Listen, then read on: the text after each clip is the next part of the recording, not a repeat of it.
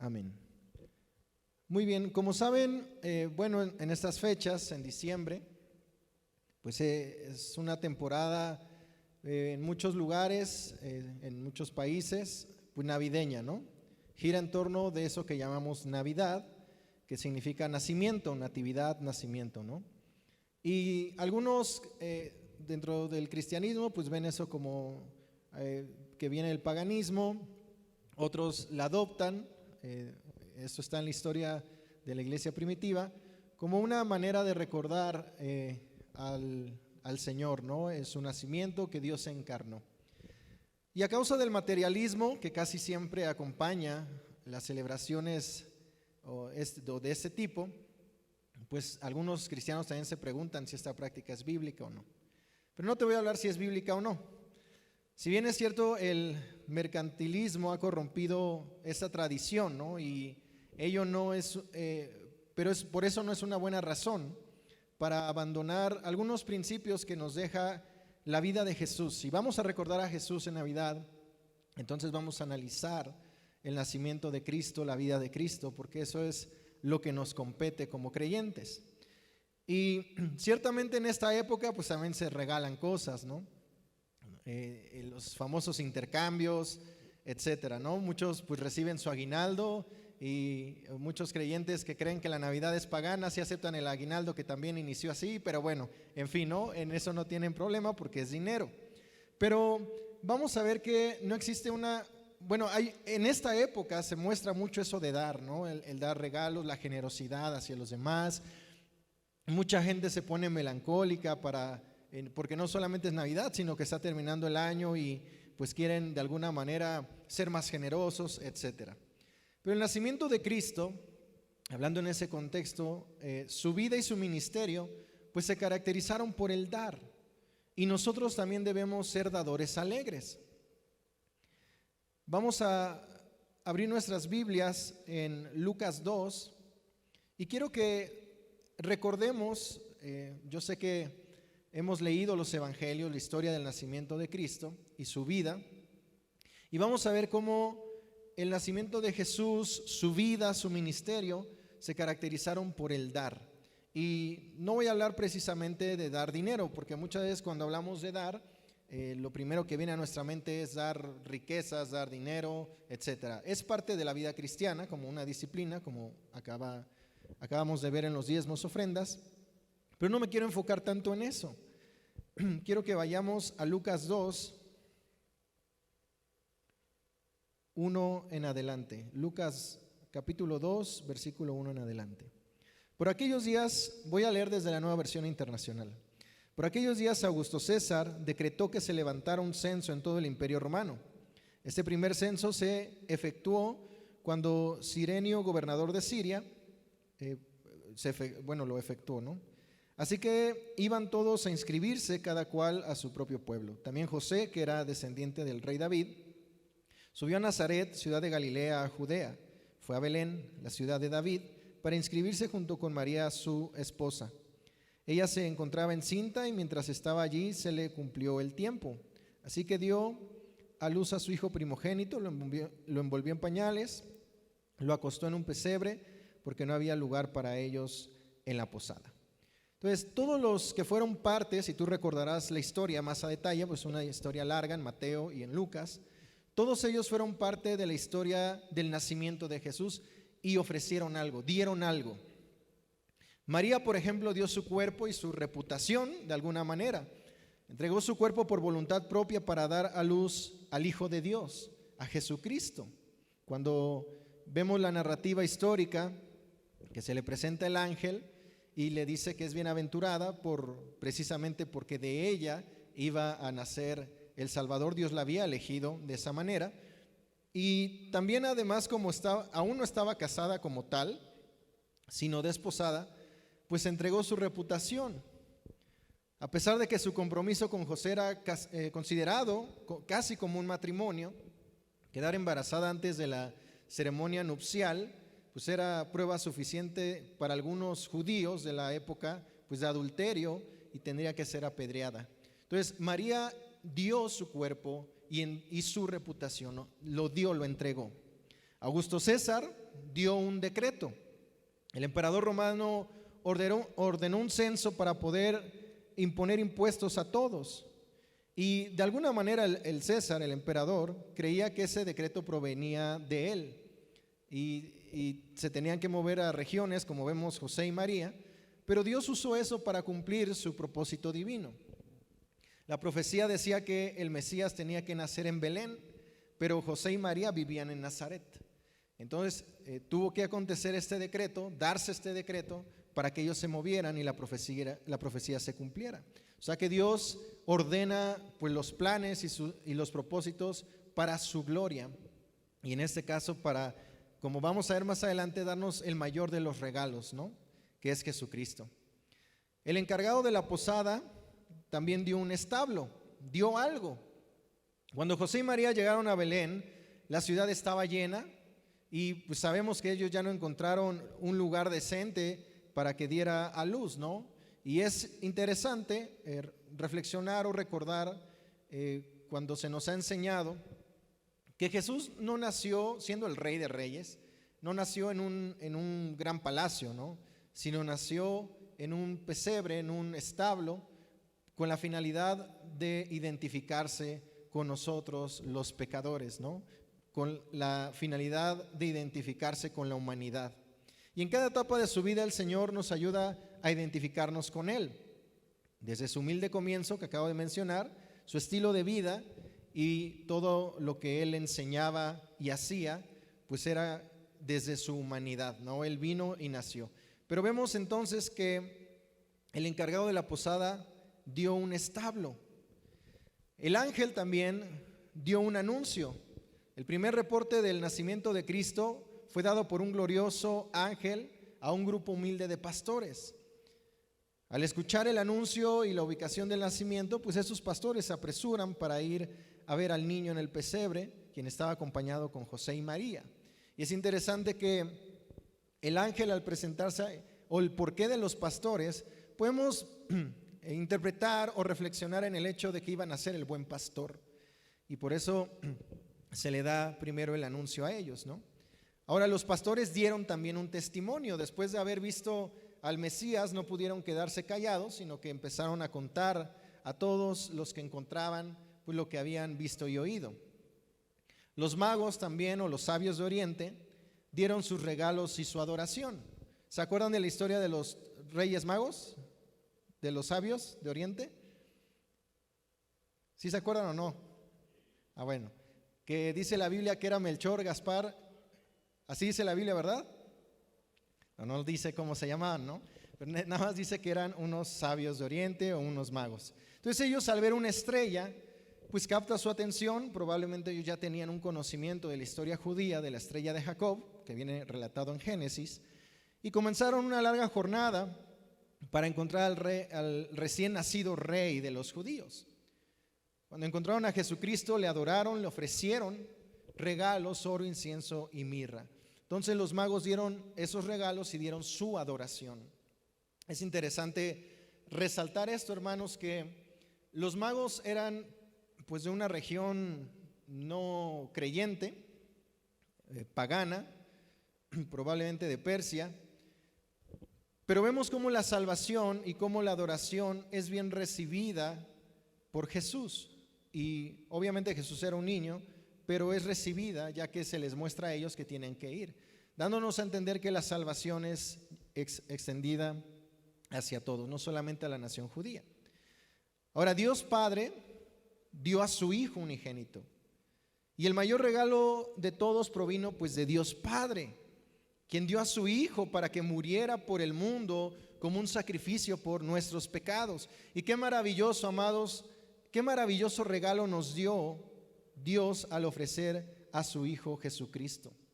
Dice la Biblia en Romanos que Dios no escatimó ni a su propio Hijo, y si no escatimó a su propio Hijo, ¿no nos dará juntamente con Él todas las demás cosas? El mayor regalo que Dios nos ha dado es Jesús, y a través de Jesús la salvación. Es el mayor regalo y estamos completos con ello. Y no solamente el nacimiento, a grandes rasgos, que acabo de mencionar, estos personajes que vienen en la narrativa histórica, dieron algo. Todos ellos ofrecieron algo, dieron algo. Y algo que está en el propósito divino. La vida de Cristo se caracterizó por dar también. Una vez que Jesucristo comenzó su ministerio, cada momento de su vida se caracterizó por dar. Por ejemplo, se dio a sí mismo al enseñar la verdad. Comenzó a enseñar la verdad del Evangelio cuando apenas tenía 12 años de edad. Ahí lo recordarán en Lucas también. Dicho sea de paso, hermanos, los niños judíos aprenden la ley o la Torá o el Pentateuco, como quieran llamarlo, desde muy temprana edad y empiezan a memorizar versículos. La pregunta hacia nosotros es: ¿cuántos versículos te sabes de memoria? ¿Cuántos versículos no sabemos? Jesús sabía Biblia, sabía lo que llamamos Antiguo Testamento, ¿verdad? El Antiguo Pacto. Él se sentó en el templo con los fariseos y saduceos mientras le preguntaban y él respondía también preguntas. Es interesante entonces ver que el Señor mismo se dio para enseñar la verdad. Él es la verdad, ¿no? Él es el culmen de la revelación divina de lo que Dios nos ha dado. También dio de su tiempo para estudiar la palabra de Dios. Como ya mencioné, pues en el judaísmo a los niños se les empieza a enseñar desde muy, muy temprana edad a memorizar las escrituras. Entonces, desde que era un muchacho hasta que tuvo 30 años, estudió las sagradas escrituras. Sabemos que no había Nuevo Testamento en ese tiempo, ¿no? Escuchó en las sinagogas y aprendió de sus padres. O sea, Jesús es nuestro mayor ejemplo en cuanto a darnos en varias facetas o en varias áreas de nuestra vida, a dar nuestro tiempo para estudiar la Biblia. ¿Cuántas veces de nosotros se nos invita a leer la Biblia en un año, en medio año, etcétera, y no participamos? A veces decimos que es que ¿por qué tengo que leerla así de rápido para no sé, ser reconocido, etcétera? Pero tampoco la leemos fuera de esos planes de lectura. Entonces Jesús se dio para estudiar las sagradas escrituras. Él aprendió al congregarse también, porque Jesús iba a las sinagogas, aprendió de sus padres para poder estar listo para ese momento de su ministerio y poder enseñar la palabra de Dios. Y aunque Jesús fue Dios hecho carne, eso no quiere decir que voluntariamente se haya limitado a la humanidad, es decir, a ser como un humano, un hombre, y poder vivir como tal. Y él tuvo que aprender Biblia y él tuvo que aprender las escrituras para enseñarlas. No nació con un conocimiento sobrenatural, sino que fue enseñado desde su humanidad. Y en eso nos dio ejemplo, hermanos. En el estudio constante y consciente de las escrituras. Y yo espero, ¿verdad?, que cada uno de nosotros diario podamos estar leyendo la Biblia, que es importante. Es importante leer las escrituras si somos cristianos. También se dio a sí mismo para sanar a los enfermos. Jesucristo sanó a muchas personas, sacó demonios de lugares que visitó y de alguna manera nunca estuvo tan ocupado como para no ocuparse de las necesidades de quienes lo buscaban. Recordarás a Bartimeo en Marcos 10, cuando escucha que el Señor estaba cerca, clama para llamarlo. Aunque solo era un ciego pobre que mendigaba para vivir y sin valor ante los ojos de la sociedad, Jesucristo se detuvo y lo sanó. Sin importar cuán insignificante nos sintamos, Cristo siempre tiene tiempo para escucharnos, para contestar nuestras oraciones y proveer nuestra necesidad. Y en eso también hay ejemplo, porque a veces nosotros como cristianos no queremos darnos para ministrar a otros. Me llama la atención, amados, cuando el Señor Jesús está en Getsemaní, que dice que ora 3 veces para que, si es posible, pase de él aquella hora de prueba, momento donde iba a estar en la cruz, iba a cargar el pecado de la humanidad. En su humanidad pues era una carga muy pesada que ni tú ni yo podríamos vivir de alguna manera. Pero Jesús, sometiéndose a la voluntad del Padre, es fortalecido, y dice la Biblia que cuando vienen a arrestarlo, se arroja Pedro a cortarle la oreja de Malco, el siervo del sumo sacerdote, y le corta la oreja, se la mocha. Algunos dicen que no iba por la oreja, sino a matarlo. Por eso la reprensión de Jesús a Pedro, conociendo la intención del corazón de Pedro. Pero ¿qué hace Jesús? Jesús sana a esa persona, lo sana de una manera milagrosa y estando a escasas horas de morir. Y muchas veces nosotros, ¿verdad? Decimos, no, es que me duele la cabeza, no voy a servir. Me duele esto, no voy a hacer esto. Me siento así, mejor ya no sirvo.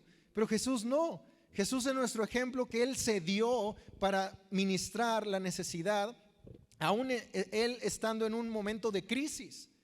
¿Cuántos de nosotros no tenemos problemas a veces? ¿Cuántos de nosotros no enfrentamos crisis? Lo fácil es dejar todo, ¿no? No, dejo ya el ministerio, porque hermanos, nosotros, Dios nos deja ese ejemplo, el Señor Jesús nos deja ese ejemplo para que sigamos sus pisadas. En todo momento tú puedes ministrar, en todo momento tú puedes dar, orar por alguien, y ahorita vamos a ver eso también. Dio de su tiempo para instruir a 12 discípulos. Claro, Él enseñó a multitudes, pero su ministerio principal se enfocó a los 12 discípulos, quien posteriormente pues iban a ser llenos del Espíritu Santo para que con fidelidad cumplieran el mandato, la misión que les había encomendado. Se dio a sí mismo como amigo el Señor. En todo momento el Señor dio todo lo que tenía por los demás. Cuando visitó a María, Marta y a Lázaro con el propósito de descansar, continuó dándose a sí mismo mientras María escuchaba sus enseñanzas. Y nosotros a veces pensamos como cristianos, ¿no? Si nos encontramos a un hermano, nos invita un hermano a comer y nos hace preguntas de la Biblia, así, no, ahorita no porque no estoy en la iglesia. O no, ahorita no porque, no, hermanos, nuestra vida debe de ser continuo de generosidad, de darse, porque eso es la esencia del cristianismo, el dar, el ser generoso. Dios no escatimó, como ya hemos visto, ni a su propio Hijo. ¿Cuánto más nosotros no vamos a vivir de una manera sacrificial? Dicho sea de paso, el cristianismo es de sacrificio, hermano. ¿Cuántos de nosotros no hubiéramos preferido estar en nuestra casa tomando un chocolate caliente? Bueno, al menos aquí en México, en Chiapas no, aunque también somos cafeteros o son cafeteros. Pero venir a la iglesia es un sacrificio, pero no un sacrificio en un sentido, es un sacrificio deleitante, porque hay bendición en ello. Y no solamente vienes a recibir, sino vienes a dar. Todos aquí venimos a dar algo, hermanos. Pablo exhorta a la iglesia de Corinto cada vez que se reúnan, cada uno tiene salmo, tiene enseñanza, porque se supone que en la semana todos nos dimos al estudio de la palabra, a meditar en la palabra, ¿verdad que sí? Entonces, al reunirnos, no venimos como meramente demandantes y consumidores. Quitemos de nuestra mente ese hecho. Es lamentable que a veces como servidores del Señor nos dicen, por ejemplo, un miércoles, un domingo o los días de culto, nos dan un calendario donde me toca servir y por una u otra razón el hermano que le tocaba falla y me dicen, ¿podrías apoyarme? Pero si a mí no me toca. Quitemos de nuestra boca esas palabras, hermanos, porque el cristiano está para servir y para darse todo el tiempo. Y no hablo solamente en estas 4 paredes.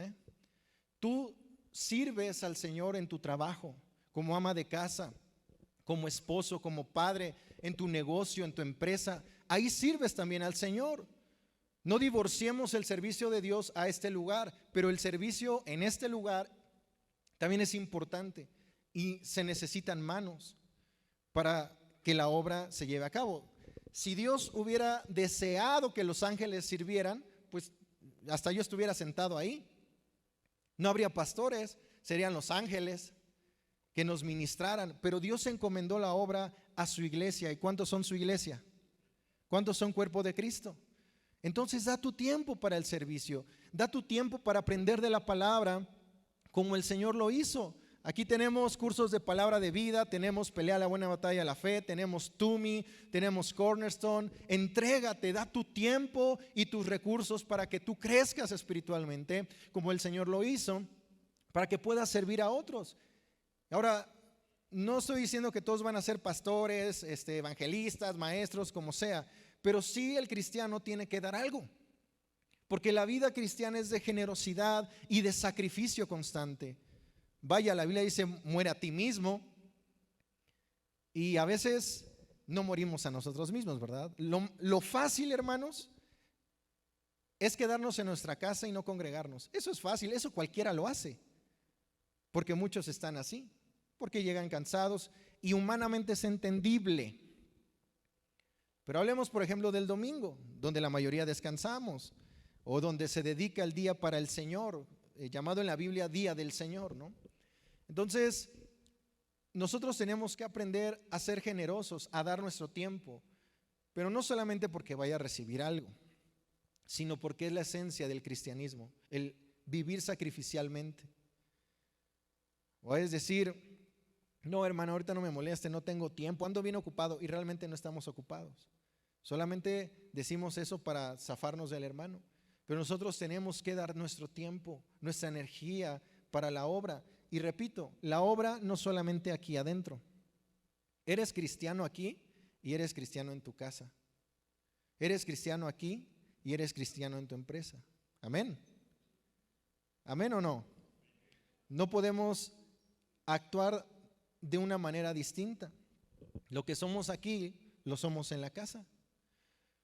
La vida del cristiano entonces debe caracterizarse por dar a otros. El verdadero seguidor de Cristo es un dador. Damos nuestras ofrendas, las riquezas, los diezmos. ¿Por qué? Porque es parte de la vida cristiana. Vaya, y dar, ofrendar o diezmar quiere decir que entendemos que Dios es dueño también del dinero. Diría un predicador por ahí que lo último en convertirse es la cartera, ¿no? Pero la realidad es que cuando se convierte el creyente, o cuando se convierte una persona y nace de nuevo por la obra del Espíritu, su vida es continuamente de dar. Yo estoy un poco en contra del hecho de que a veces decimos, como cristianos tenemos en nuestro vocabulario, cuando yo estaba en mi primer amor, iba a la iglesia todos los días, testificaba. O sea, damos por hecho con esas palabras que ya no vivimos en el primer amor. Pero amados, la vida cristiana debería de ser vivir en el primer amor. Por eso Jesús exhortó y reprendió a una iglesia en Apocalipsis 2, porque no vivían así. Y es que la vida cristiana es vivir en amor y en generosidad, dando, y no me refiero solamente al dinero, sino a todo lo que acabo de decir, tu tiempo, tus fuerzas, para que otro sea bendecido. Cada uno de los que estamos aquí, no importa el tiempo que tengas en el evangelio, tienes algo que dar y ministrar a otro. Y no me refiero a que a lo mejor llevas un mes y te van a subir a predicar, porque tienes que aprender. Tienes que caminar, tienes que prepararte, pero sí puedes enseñar a otros lo que has aprendido en un mes. Puedes orar por alguien. ¿Se acuerdan la historia de Pedro cuando iba al templo llamada, creo que La Hermosa, en Hechos 4, y ven a un paralítico y le dicen, no tengo, ¿qué le dice Pedro y Juan? No tengo oro ni plata. Lo que quiero es romper la... No, así no dijo, ¿verdad, Eduardo? Dijo, lo que tengo te doy, en el nombre de Jesús, sé sano. Tú tienes algo que dar. La Biblia dice que si tú tienes contigo que darle al necesitado, hazlo, no cierres tu corazón. Pero quizás no traigas el recurso para ayudar, ya sea a un hermano o a alguien en la calle que está necesitado verdaderamente, pero sí tienes una oración y tienes el evangelio para compartirlo. El cristiano siempre tiene que dar algo, todo el tiempo, hermanos. Damos nuestro tiempo al Señor, pero no porque Él lo necesite, sino nosotros necesitamos del Señor y necesitamos dar nuestro tiempo a todo eso. La generosidad es parte de nuestra identidad en Cristo y debe ser la manera natural en la que respondemos ante las provisiones y bendiciones que Dios nos otorga. Todo cristiano es bendecido, hermanos. Y el éxito y la bendición no se mide por los bienes que posees, dijo Jesús. Porque hay muchos no cristianos que son multimillonarios, pero les falta lo más importante: tener a Cristo en el corazón. Sin embargo, somos bendecidos en Cristo en todo. Completo estás en Él, dice Colosenses. No te hace falta nada. Por tanto, somos bendecidos en Él. Y dar es un recordatorio constante de que todo lo que hacemos proviene de Él. Todo lo que tenemos proviene de Él. La vida eterna proviene de Él. Y a veces somos mezquinos y tacaños en evangelizar a otros. Somos egoístas. Yo ya soy salvo, que se pierda mi primo, mi hermano, mi tío, que se vayan al infierno. Yo ya soy salvo. Es más, ni quiero llevarlos a la iglesia, porque si los conocen, hermano, no se trata de eso. Se trata de compartir el evangelio. Oiga, hermana, ¿por qué no trae a su esposo a la iglesia? Ay, no, hermanita. Pues tiene que venir. O al revés, ¿verdad? Para que conozca del Señor. Pero a veces somos egoístas. Y la vida del cristiano es de generosidad. La iglesia del Nuevo Testamento es interesante, que nos da un ejemplo de dar al compartir todas sus posesiones. Ellos vendieron todo lo que tenían, ¿no? Claro, hay un contexto de ello, pero nos dan ese ejemplo de dar la iglesia primitiva. Algo que debemos aprender acerca de la generosidad es que si damos con generosidad, de igual manera vamos a recibir. Y algo que debemos tener en cuenta, tenemos que tener en cuenta el equilibrio. Recordemos el equilibrio en todas las cosas de la vida cristiana. Si tú das porque se te va a dar y esa es solamente tu motivación, pues no es correcta. La motivación de ser generoso y de dar a otros y darte por otros es el amor. Dice la palabra que conocerán que son mis discípulos porque van a ser millonarios, porque van a tener muchos, no sé, van a ser grandes artistas. No, porque se aman unos a otros. Por eso conocerán que son mis discípulos, dijo Jesús. Entonces, el amor es la base del cristianismo, porque el amor es dar, es generoso, es darse por otros. Pero un principio es que si tú das con generosidad, tus finanzas, tu tiempo, tus recursos espirituales y materiales, vas a recibir de igual manera con generosidad, porque Dios no se queda con nada. La Biblia dice en Proverbios que el que presta al pobre a Jehová presta, el que da al pobre a Jehová presta. ¿Y tú crees que el Señor no te va a retribuir con bendición? ¿No crees que Dios, cuando tú das tu tiempo para ministrar a otro, para predicar el evangelio, Dios te va a bendecir? Porque Dios no se queda con nada. Dios sigue siendo Dios, pero fíjense cómo es el Señor, que aun cuando tenemos que morir a nosotros mismos, lo cual a veces es difícil, porque nuestra carnota, ¿verdad?, quiere hacer pues su voluntad.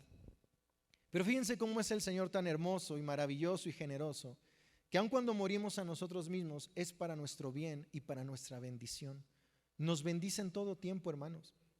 Orar trae bendición a tu vida, congregarte trae bendición a tu vida, ofrendar trae bendición a tu vida. O sea, Dios no se queda con nada. Aún Pedro, un poco atrevido, dice: Señor, nosotros lo hemos dejado todo, ¿qué vamos a recibir? Y Jesús le dice: de cierto les digo que el que no haya dejado casas, esposa, hijos, buena familia, trabajo, etcétera, por causa del reino, recibirá 100 veces más en esta vida y en la era futura la vida eterna. Dios no se queda con nada. Que nuestra motivación sea el amor, pero un principio es que si tú das con generosidad, de igual manera vas a recibir. Y esto viene en 2 Corintios 9:6. Y como comenté también, debemos compartir el evangelio lo más que podamos. De todos los regalos que hemos recibido, el regalo de la vida eterna es el de mayor valor. Y tenemos que compartirlo, como ya he mencionado. Entonces, amados hermanos, cada uno de nosotros tiene algo que dar siempre, siempre. Quitemos de nuestra cabeza esa mentalidad pues consumista de que solamente yo voy a recibir, o esa mentalidad muy cómoda de que yo aquí sentadito estoy bien, no me molesten, yo llego a la iglesia y me salgo primero para no convivir con nadie. Quitémonos esa mentalidad, porque Dios nos manda a dar, a ser generosos, y tú tienes algo que dar. Si tú estás en Cristo, puedes dar algo. Repito, no solo me refiero a lo material. Dios te ha bendecido tanto, iglesia. Por eso eres la iglesia del Señor. Por tanto, debemos nosotros de tener una actitud generosa, dadivosa. Intégrate a los cursos, da tu tiempo. No sabes si mañana Dios te use para ser maestro, maestra en algún área. Dios nos manda a todos a discipular. ¿Y qué les vamos a dar a la gente si no tenemos que dar?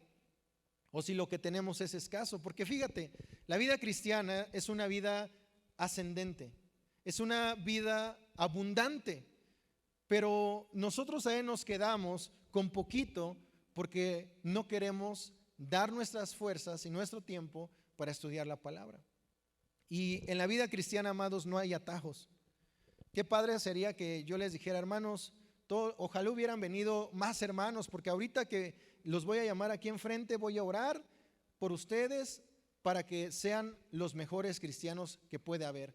No vas a luchar por orar, no vas a luchar por vencer el pecado, lo vas a hacer en automático. Ojalá y fuera así. Porque la iglesia sería otra cosa, ¿verdad? La iglesia en Cristo en general. Pero no hay atajos para una vida cristiana fructífera, sino darse a sí mismo al reino. Darse como Jesús se dio. Dar tu tiempo, como ya he dicho, para estudiar la palabra. Se requiere generosidad, se requiere tiempo, se requiere dar algo para que tú crezcas espiritualmente. A veces queremos cambiar, ¿no? Yo he escuchado a personas genuinas que dicen, es que yo ya no quiero ser el mismo, pero continúan con sus malos hábitos y no oran y no leen la Biblia, pero quieren cambiar. Es imposible, hermanos, si no nos entregamos, si no damos nuestro tiempo, si no seguimos el ejemplo de Jesús. Jesús se congregaba, por tanto hay que congregarse. Jesús oraba, daba su tiempo al Padre para estar en comunión con Él, por tanto nosotros debemos hacerlo. Jesús se daba al estudio de las Escrituras, como ya mencioné, por tanto nosotros tenemos que hacerlo, si queremos dar más. ¿Te das cuenta que si tú das, por ejemplo, si tú das tu tiempo para el conocimiento bíblico, pues se te va a dar más conocimiento? Vas a crecer en esa vida abundante y vas a poder dar más y mejor conocimiento a otras personas, conocimiento bíblico. Y ese es un principio que está en las Escrituras, como ya mencioné, 2 Corintios 9, da con generosidad. Si tú ofrendas, si tú diezmas, si tú eres fiel, pues Dios te va a dar, pero no para que acapares, sino para que sigas dando con generosidad al necesitado, al huérfano, a la viuda y a la iglesia de Cristo. Para eso son los bienes materiales, para dar.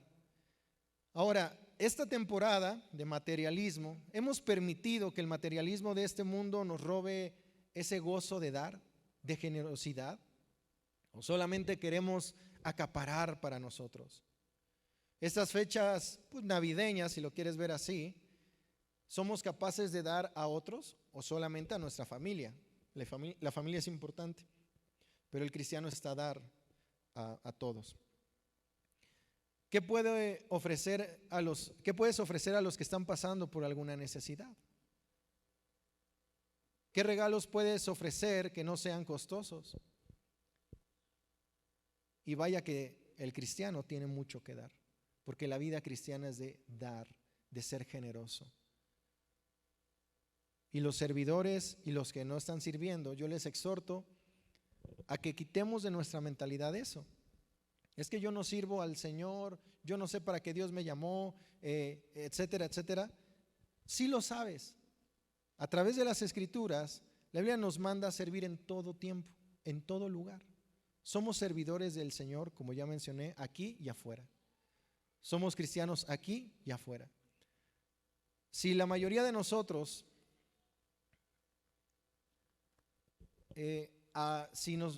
me pongo en primer lugar, ¿no? Si yo le hablara así a las personas, empezando por mi esposa, no tengo hijos, pero cuando tenga hijos, a mi familia, a ustedes, como cambiamos aquí a veces la voz, ¿no? Digo, hablo por mí, estando aquí. Si habláramos así a las personas, sería otra cosa nuestra vida. Pero lamentablemente aquí somos una cosa y afuera somos otra. Pero el cristianismo es servir en todo tiempo. En todo tiempo, iglesia. Tienes algo que dar. No pienses que porque a lo mejor quisieras ofrendar más, no ofrendas. O porque si quieres diezmar más, te sientes mal y solamente te enfocas en lo económico. No, hermano. Tú tienes mucho que dar y Dios te va a recompensar cuando empieces a hacerlo. Cuando empieces a recibir a la gente aquí, sea sugier o no sea sugier, con amor, con ternura, con un abrazo, con una palabra que puede ministrar el corazón de la gente que viene y de la gente que va a llegar. Tienes mucho que dar. Tienes tiempo para estudiar la Biblia. Tienes tiempo para pasar con Dios. El trabajo no es un impedimento porque tu prioridad es el reino de los cielos. Y tú tienes siempre, amada iglesia, algo que dar. Seamos generosos. Y no solamente en Navidad, ¿verdad? Sino todo el año. Seamos generosos. Seamos generosos con nuestro tiempo. Seamos generosos al escuchar a la gente. Seamos generosos en dar a otros lo poco o mucho que tengamos en todo sentido, porque tú ya eres bendecido. Y la vida de Cristo, en su nacimiento, en su ministerio, nos enseña a dar la generosidad. Amén. La Biblia dice que eres rico en Cristo. Efesios dice que tú eres rico.